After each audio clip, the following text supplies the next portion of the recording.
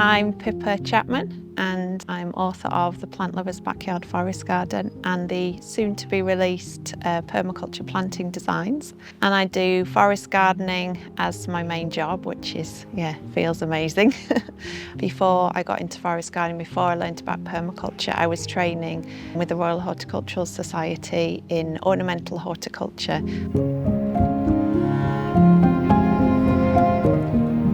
In this forest garden here, I have chosen some of my most favourite plants, and the way that I've designed this is by looking at the different layers that the plants occupy.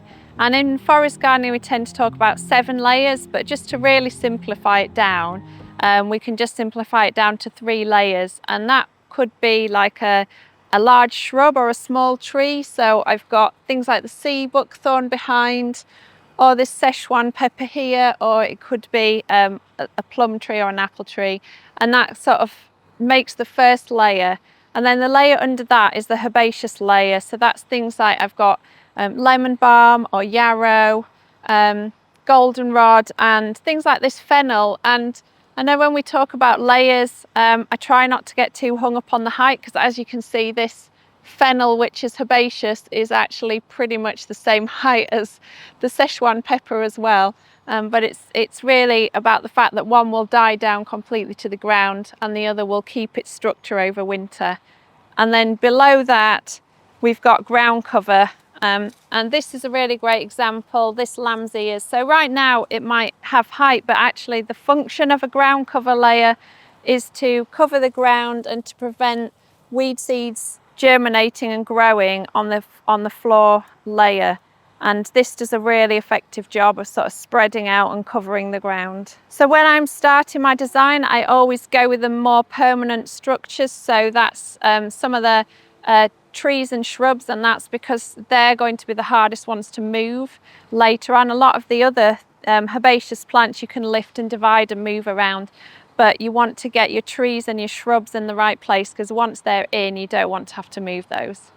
As I'm managing the garden, as things might be sort of swamping other things out and I cut them back, I just do chop and drop. So whatever I cut just gets chopped up and put straight back on the ground, and that means all that organic matter gets recycled. And at the end of the year, I will just get some shears and I'll cut everything back. I'll wait until the latest point that I can, so that there's plenty of seeds still around. Like Verbena bonariensis is great for birds. They come and gather the seeds all through the winter, same with things like the fennel.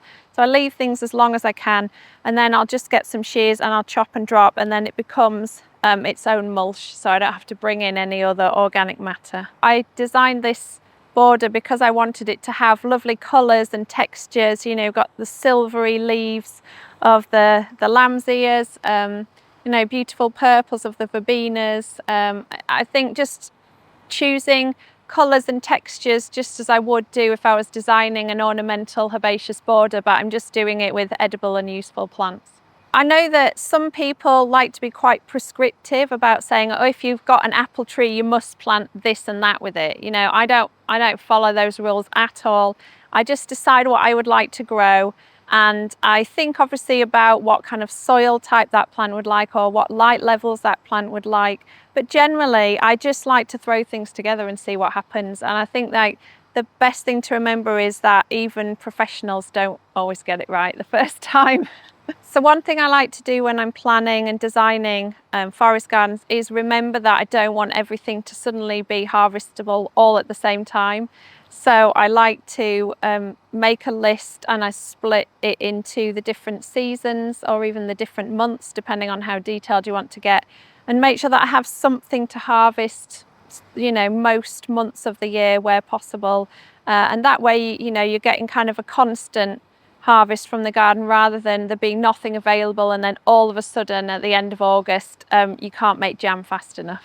I put together the Permaculture Planting Design Handbook because what I really wanted to do was to give people examples of what permaculture gardens can look like, and to give some kind of blueprints of specific combinations, how to put those together, so that you know that you can look at them and think, oh yes, I really like that element, I could try that out in my own garden and know that it's sort of been carefully and thoughtfully put together already.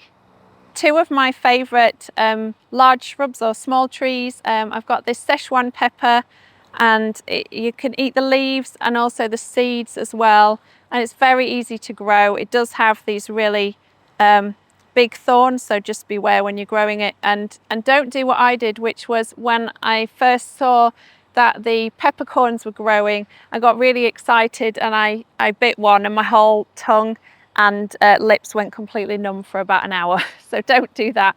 Just sprinkle it as you would like a normal peppercorn, grate it onto food. And on the other side, I've got sea buckthorn, which has like such a sherbety, zingy flavour when you eat it. And you can make it into a cordial or I love to put it in fruit leather mixed with apple. And the orange is so vibrant this time of year. I like to plant it with other things that are flowering that are orange this time of year, something like heleniums. Yarrow is one of my most favourite of the herbaceous layer. It's a fantastic plant for pollinators and for attracting beneficial insects into the garden to do some natural pest control. And I've just been harvesting recently the leaves and the flowers to dry and store as tea. So I've actually been prescribed yarrow tea on a daily basis by my herbalist. So it's really brilliant to be able to grow my own herbs. Soapwort is another plant in the herbaceous layer, and this one I've been growing because you can use the leaves as a soap substitute. So you can just pick a leaf, put some water and rub it between your hands, and it lathers up, which is really nice. And these flowers are really great for pollinators as well. They look really pretty, and even the seed heads, you can see they have like a tinge of pink, so they keep being interesting even when the flowers have gone over. One of my most favourite ground covers is this lamb's ears, Stachys byzantina, and it's so soft, it really does feel like you're stroking lamb's ears. And I chose this partly because it's a really effective ground cover. It works really well at the edge of a border, and the leaves can be used as natural plasters. So if you cut yourself when you're in the garden, you can put these on your wound, and they're absorbent, and also they have antimicrobial properties in them. Another of my favourite ground covers is this Campanula postcheskayana, or Siberian bellflower. And what I love about it is it's so easy to grow. It'll grow in full sun, in deep shade. The leaves are edible in salads, and it's usually evergreen, so you can be eating them all through the winter as well. And then in the summer months, you've got the flowers, which are really tasty as well, really sweet.